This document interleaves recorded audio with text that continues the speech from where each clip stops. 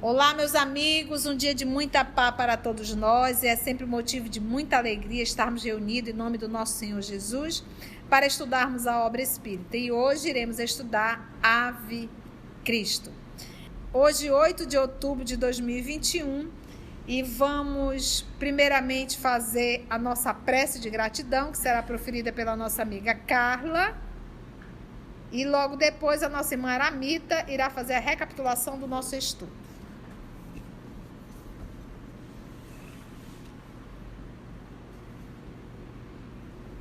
Jesus amigo, mais uma vez te agradecemos essa oportunidade de estudo e aprendizado. Que essas lições entrem em nossos corações, em nossas mentes e principalmente nos deem um modo Jesus de viver com amor, com sabedoria, com humildade e principalmente a tua presença na nossa vida. Abre nosso entendimento e nos ilumina. Que assim seja. Em nosso último estudo, ainda vimos o narrador descrevendo a natureza e como é a cidade de Lyon, não nos esquecendo que estamos no ano de 217 depois de Cristo e que é o último ano do reinado de Bassiano Caracalla. E Bassiano Caracalla, ele era de Lyon, então ele agraciou a cidade com muito esplendor, com muitas obras. E a cidade, ela é ponto de descanso e de lazer dos ricos, né, e famosos da Roma antiga. E ele também fala sobre a comunidade cristã de Lyon, que é uma comunidade muito ativa, que é uma comunidade que ajuda os que ficam sem família, as viúvas, os órfãos dos outros que morrem nas perseguições aos cristãos. E é uma igreja que ele diz que a comunidade guarda sob a sua custódia centenas de velhos, enfermos, mutilados, mulheres, jovens e crianças. Então é uma comunidade ativa, uma comunidade que ajuda muita gente, e é essa comunidade que chegou Quinto Varro já com o nome de Corvino. Então vamos lá, nós teremos aqui a fala do Varro, que vai ser feita pelo nosso amigo Augusto, e teremos também a voz do pai Horácio, que será feito pelo nosso querido amigo Wesley. Vamos lá então? A igreja de São João era, pois, acima de tudo, uma escola de fé e solidariedade, irradiando-se em variados serviços assistenciais. O culto reunia os adeptos para a prece em comum e para a extensão das práticas apostólicas, mas os lares de fraternidade multiplicavam-se como impositivo da obra espiritual em construção. Muitas organizações domésticas tomavam a si a guarda de órfãos e o cuidado para com os doentes. Todavia, ainda assim, o número de necessitados era invariavelmente muito grande. A cidade fora sempre um ponto de convergência para os estrangeiros. Perseguidos de vários lugares, batiam as portas da igreja, implorando socorro e asilo. A autoridade da fé, expressa nos irmãos mais velhos e mais experientes, designava diáconos para diversos setores de ação. Diáconos, do grego antigo, ministro, servo, ajudante, tá bom? Os serviços de amparo e educação à infância, de conforto aos velhinhos abandonados, de sustentação dos enfermos, de cura dos loucos, distribuíam-se em departamentos especiais, expandindo-se, assim, em moldes mais completos.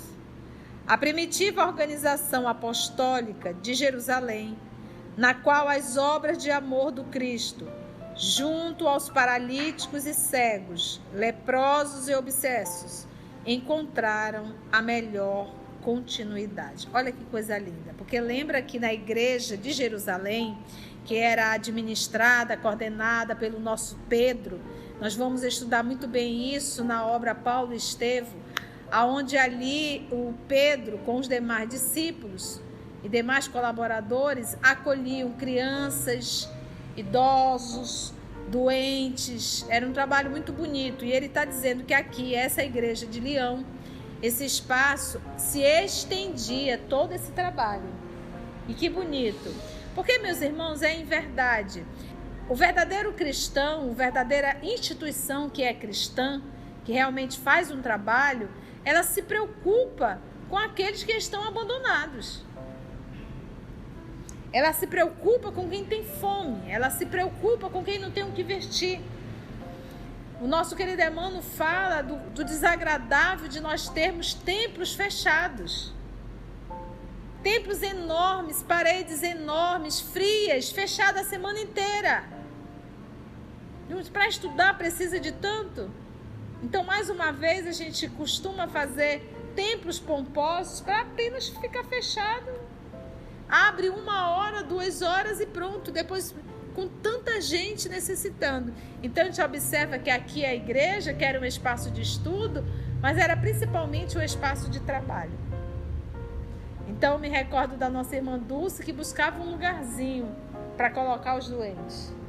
E acabou sendo o galinheiro da instituição do convento. Então, a gente ainda precisa aprender muito, nós espíritas, quando estamos falando em cristianismo.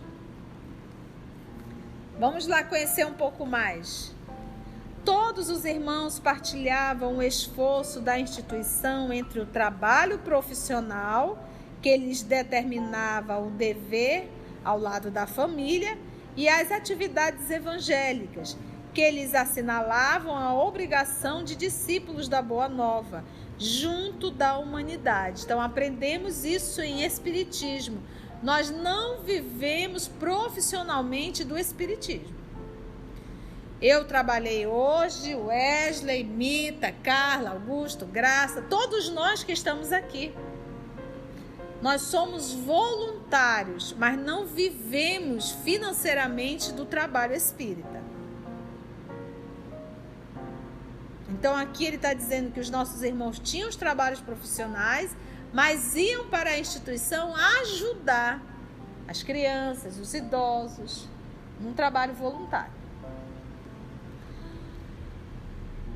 A família e as atividades evangélicas, que lhes assinalavam a obrigação de discípulos da Boa Nova, junto da humanidade. Olha só o termo, assinalavam, ou seja, marcavam a obrigação de discípulos da Boa Nova, ou seja, da Boa Notícia. Obrigação.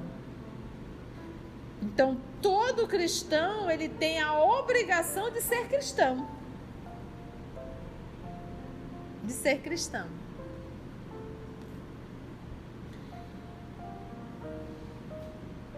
Num crepúsculo de harmoniosa beleza, Quinto Varro, agora transformado em, abre aspas, irmão Corvino, chegou à sala acanhada e pobre, destinada às pregações da igreja de São João, onde, segundo informações obtidas, encontraria Horácio Níger para o anelado entendimento. O espaço destinado às pregações eram extremamente enormes, grandes, acanhada e pobre. Porque é assim, quando você começa a construir as instituições cada vez maiores, e nós temos essa ideia colossal na cabeça, né? Então a gente vai aumentando, Se você tem uma casa de 30 metros quadrados, ela tem uma despesa. Se essa casa passar para 60 metros quadrados, ela terá um outro nível de despesa. Então, ou seja, quanto maior a instituição, maior despesas. Isso quer dizer o quê? Que boa parte do que aquela instituição irá arrecadar será gasto com o tamanho da instituição, em detrimento dos irmãos que passam fome, que têm necessidades. Às vezes, a gente com instituições tão grandes, tanto tempo fechados, a gente poderia fazer cursos, treinamentos, porque não é apenas dar o peixe, mas é ensinar, proporcionar aos jovens e a alguns adultos a profissionalização realmente, para que ele possa ter, porque infelizmente nós vivemos um período em que, infelizmente, cessaram o ensino médio profissionalizante. Então, nós temos muitos jovens que não têm profissão. Para ter profissão, ele tem que fazer o ensino superior. Então, hoje, o que nós temos em nossa sociedade? Pessoas com ensino superior, com capacidade nem sempre superior e tendo que fazer trabalho de técnicos. Então, quantas coisas nós não poderíamos fazer dentro da instituição e a gente fica com as portas fechadas maior parte do tempo. Tiro aqui o chapéu aos nossos irmãos do Paraná. Se vocês tiverem a oportunidade de ir até Curitiba, conhecer o trabalho que aqueles nossos irmãos espíritas realizam, é de tirar o chapéu. O movimento que eles fazem com crianças, com jovens, com adultos, não para dar ranchinho e aliviar a consciência, porque hoje nós estamos fazendo isso. Dar isso, dar aquilo e aliviar. Não é esse o trabalho. É de realmente humanizar, é de realmente profissionalizar, é de realmente fazer um trabalho auxiliando o próximo e não aliviando a consciência. Mas vamos lá. Então, esse era o trabalho da instituição. No ângulo do recinto, um velho de longas barbas, encanecidas, brancas, de rosto avelado, ou seja, enrugado e nobre, ouvia a jovem senhora de amargurado semblante. Levantou-se atencioso para receber o recém-chegado, fê-lo sentar-se ao lado dele, no banco de pedra, e continuou a conversa com a dama em tom paternal. Isso aqui me fez lembrar muito Clarencio, no livro Nosso Lar, que eles faziam conversa o quê? Dois em dois, ou seja, já aprende com a dor do outro, aqui já serve para os dois, né? E ele ali estava fazendo diálogo com essa senhora e pediu que ele sentasse ao lado e vamos ouvir aqui a conversa. Ninguém está conversando nada, né? Assim de vamos aprender. Tratava-se de humilde viúva que procedia de Valença, implorando socorro. Ficara sem um marido, na carnificina de 202. Gente, olha, esse ano de 202 não foi fácil. A gente percebe que ele cita aqui várias vezes um número de pessoas que foram mortas no ano de 202, cristãos, tá? Desde então, ela morava com um genitor, o seu pai, e um tio na localidade mencionada. Mas, a contragosto, envolvera-se em grande infortúnio. Por negar-se aos caprichos de um soldado influente, vira os dois familiares com os quais residia assassinados numa noite de angustiosa provação. O soldado se engraçou com ela. A gente lembra de quem aqui? Livro há 2000 anos. Sulpício Tarquínio. Disposta a resistir, mas totalmente desamparada, fugira dali em busca de abrigo. Chorando, acentuava triste: Pai Horácio, não me abandone. Não temo sacrifício por nosso divino mestre. Contudo, não concordo em render-me ao vício dos legionários. Conserva-me, por amor de Jesus, nos serviços da igreja. O interpelado observou atento. Sim, não me oponho. Entretanto, é preciso esclarecer que não possuímos serviço remunerado. Não procuro compensações. Tenho necessidade de arrimo. Então, cooperarás no galpão dos velhos enfermos. Realmente, perdeste o pai e o tio. No entanto, encontrarás muitos outros parentes, junto dos quais o Cristo te pede carinho e proteção. A humilde senhora sorriu tranquila e retirou-se. Então ela estava sem o esposo, né? Ficou viúva na carnificina de 202. Logo depois ela se viu assediada por um soldado.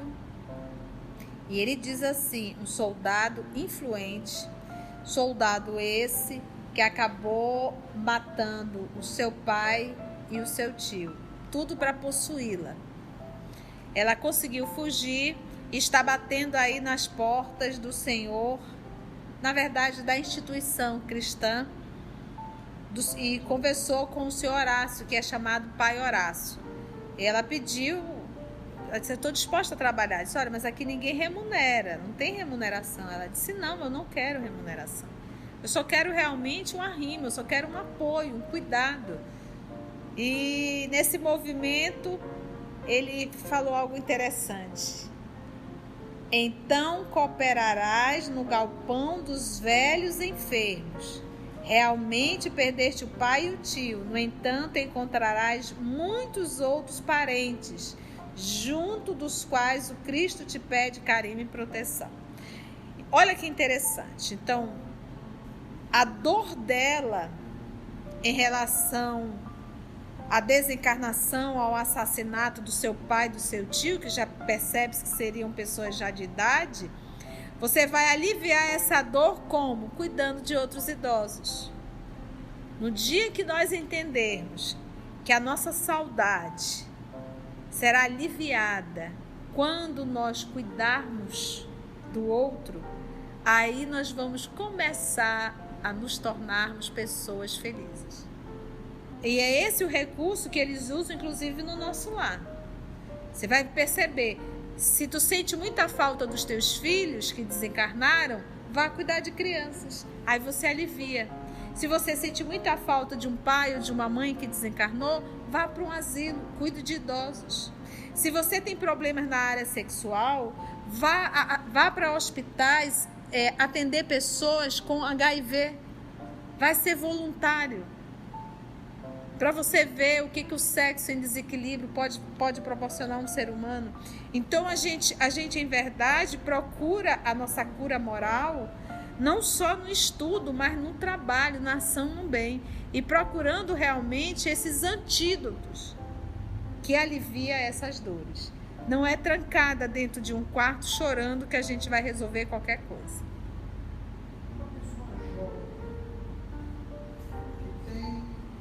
Seu companheiro, um grande ideal. Os dois são jovens. O esposo desencarna e a esposa fica só. Como ela trata disso? A grande saudade. Você vê aqui o trabalho dessa nossa amiga. Acho que o primeiro ponto da viuvez é a gente reconhecer. Ninguém passa por nenhuma dor se não for uma programação divina. Primeiro ponto. E se é uma programação divina, tem duas opções. Primeiro, eu estou passando por uma prova. Segundo, eu estou passando por uma expiação, que não deixa de ser uma prova. Então, a expiação vou reparar a dor que eu fiz alguém passar. A aprovação eu preciso aprender a ser fiel a Deus, mesmo passando por essa dor. Então, acho que o primeiro ponto é reconhecer verdadeiramente o porquê que eu estou passando. Então, ou é prova ou é uma expiação. Como lidar com isso? Começar de novo. Quem permanece na Terra tem que dar continuidade. Porque quem foi também deu continuidade. Então, obviamente que no início é natural, faz parte o luto, faz parte a dor. Mas quando isso começa a se estender muito, 15 dias, 30 dias, 60 dias, 90 dias, já é patológico. A pessoa já está em processo de depressão, precisa de um acompanhamento psiquiátrico. Agora, eu gosto sempre de trabalhar assim, sabe, gente? Prevenção. O que é prevenção? Olha para o teu marido, olha para a tua esposa e já começa a processar que uma hora você vai ter que deixar. Para que a gente não seja pego de surpresa. Um dos dois vai primeiro. Eu não posso achar que o mundo inteiro vai morrer e que nós dois vamos virar dinossauro. Outro ponto, olha para os teus filhos e também pensa a mesma coisa. Ou vai eu, ou vai eles. Então, começar a pensar nisso já nos dá uma certa maturidade para lidar com a dor. Porque eu já começo a cogitar na ideia. E não ser pego em surpresa. Vocês lembram do Tarcísio Meira? Desencarnou.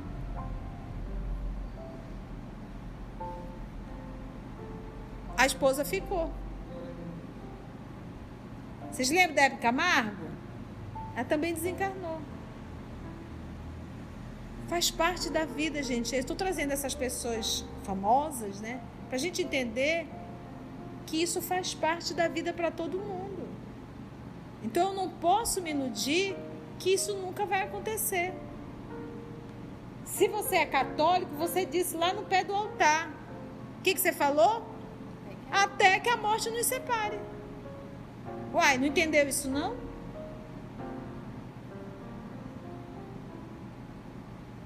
Então, quando isso começa a se estender, Alan, tem que procurar realmente auxílio profissional. Se a pessoa não consegue, através da religião, se recuperar, tá bom? Eu olho para mim no espelho e digo, oi amiga, não sei até quando estaremos aqui, mas se hoje estamos, vamos fazer o que nos compete. Eu olho para minhas irmãs e eu digo, vai chegar uma hora que a gente vai ter que ir para velório. Somos 8 irmãos, né? Vai chegar um período que vai começar, olha aí. Faz parte, gente. Ou você vai querer que seus irmãos também virem dinossauro? Então nós temos que pensar nisso. Faz parte da... A humilde senhora sorriu tranquila e retirou-se. Chegou a ver de o peregrino romano entrar em contato com o ancião. Varro, comedido e confiante, inteirou-o de todas as ocorrências havidas com Apio Corvino e com ele mesmo, desde o início do seu primeiro encontro com o inovidável amigo apunhalado no mar. Vocês lembram qual é o caso do senhor Varro? Traição. O amor dele pelo filho Tarciano, que ficou bebê no colo da mãe. Horácio ouviu-lhe a narrativa entre sereno e cortês, sem qualquer alarme, diante do noticiário constrangedor. Ou seja, ele não ficou fazendo caras e boca, né? Não se desesperou. Não se nada, tranquilo, mesmo com a morte do seu amigo. Parecia calejado por dores maiores. Mesmo assim, quando o rapaz terminou a confissão, falou sobre o amigo morto comovidamente. Grande Corvino, seja ele feliz entre os servidores glorificados. Foi fiel até o fim. Enxugando os olhos úmidos, ainda acrescentou. Estará conosco em espírito. A morte não nos separa uns dos outros na obra do Senhor. Em seguida, reportou-se ao companheiro desaparecido com a imensa ternura. Apio Corvino tomara a si o encargo de prover as necessidades das crianças mantidas pela igreja. Para esse fim, trabalhava em agricultura e jardinagem, além de viajar frequentemente, angariando recursos. Você lembra, Aramita, qual foi a solicitação do seu Corvino antes de desencarnar? Entregou uma bolsa com recursos e disse para Quinto Varro procurar o Horácio Níger, levar os recursos e notícias dele.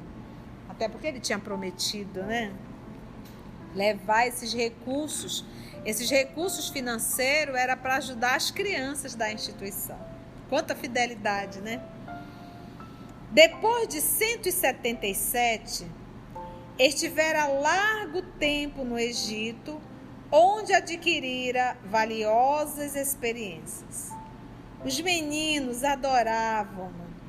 A senectude não lhe subtraíra o entusiasmo pelo trabalho. Ou seja, mesmo ele velhinho, ali firme e forte no trabalho. Cultivava o solo com alegre bando de rapazes, aos quais ministrava preciosos conhecimentos. Está vendo aí eles ensinando a cultivar a terra? Assinalou preocupado a falta que a presença dele lhes faria. Mas ante o oferecimento de Varro para substituí-lo, quanto lhe fosse possível, Horácio alegrou-se intensamente e acentuou. Bem lembrado. Aqui, na maioria dos casos, os colaboradores da igreja trabalham de acordo com os desajustes espirituais de que são portadores. As perseguições constantemente alimentadas provocam entre nós diversos tipos de luta e sofrimento. Sei que trazes o coração paterno mortificado de saudade. Trabalharás pelas crianças. Temos mais de 30 órfãos pequeninos. Conversarei com as autoridades. Vocês estão vendo como é que vai tratar Quinto Varro? Qual é a maior dele? É a saudade da esposa ou do filho? Do filho. Como é que ele vai aliviar essa dor? Trabalhando com as crianças. 30 crianças. 30 crianças estão esperando por mim.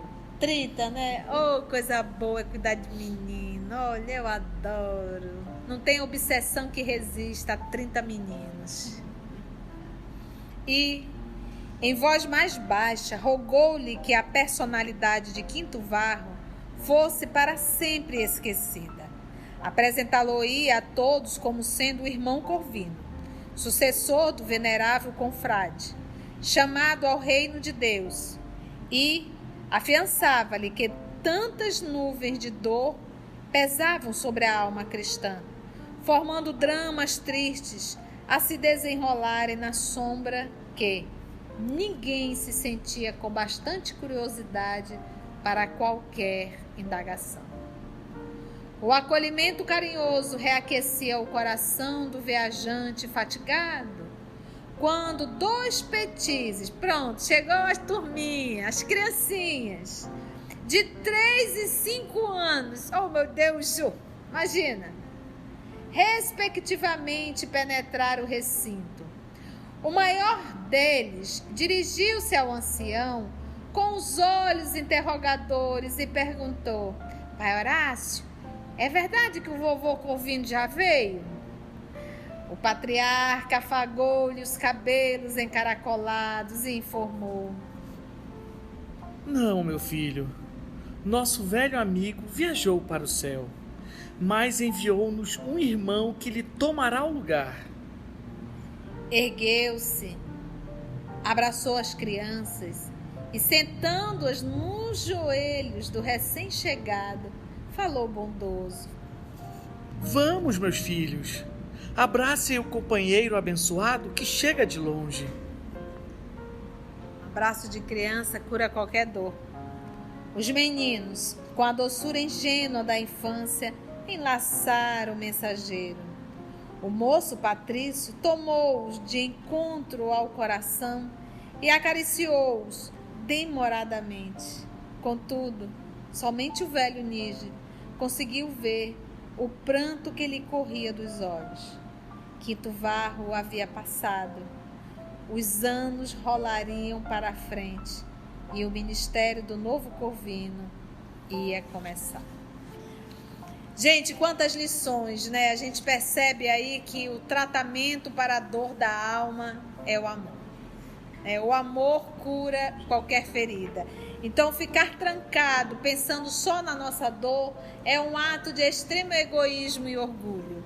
Mas sair da nossa dor e amenizar a dor do outro é realmente um movimento de amor, de desprendimento e de fidelidade a Deus. Diz o nosso Chico, quando ele estava entristecendo, Emmanuel orientava ele a subir morro e atender aquelas pessoas que estavam em sofrimento.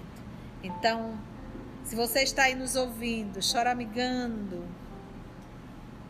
saia da dor. Seja menos egoísta, deixando de pensar na sua dor e vai aliviar do outro. E quando voltares, irás perceber que a tua dor diminuiu ou até mesmo desapareceu. E assim, meus amigos, agradecemos a Deus, nosso Pai, por mais um momento de estudo e reflexão. E até o nosso próximo encontro, se Ele nos permitir.